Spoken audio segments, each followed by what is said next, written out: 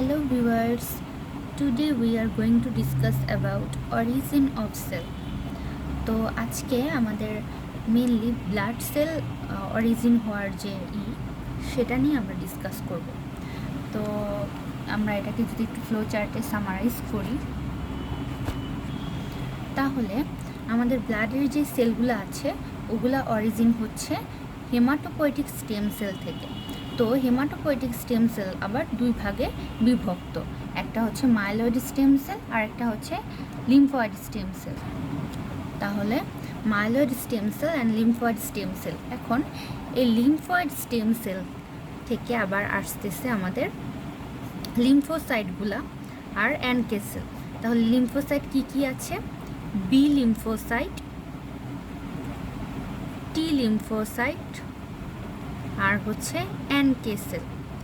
এগুলার অরিজিন হচ্ছে আমাদের এই লিম্ফয়েড সিরিজের স্টেম সেল থেকে। আর মাইলয়েড স্টেম সেল থেকে বা এই লিম্ফয়েড মানে লিম্ফোসাইট বাদে যা যা আছে সব এখান থেকে অরিজিন হবে। তাহলে কি কি পড়তেছে আমাদের এখানে? যেহেতু লিম্ফোসাইট, তো বাদ পড়ে গেল কি মনোসাইট। সো মনোসাইট এখান থেকে আসতেছে মনোসাইট। দেন বাকি আর যা যা আছে আরবিসি মানে অ্যারিথ্রোসাইট,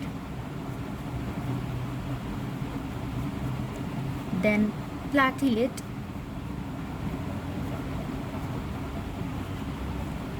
তারপরে ডাব্লিউবিসি সিরিজের যে সেলগুলা যেমন হচ্ছে নিউট্রোফিল,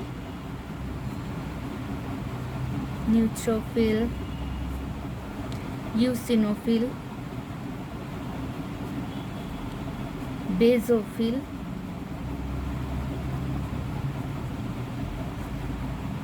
এগুলাই হচ্ছে আমাদের মাইলয়েড স্টেম সেলের থেকে অরিজিন হচ্ছে। তাহলে এই হচ্ছে আমরা পেয়ে গেলাম ব্লাড সেলগুলার অরিজিন।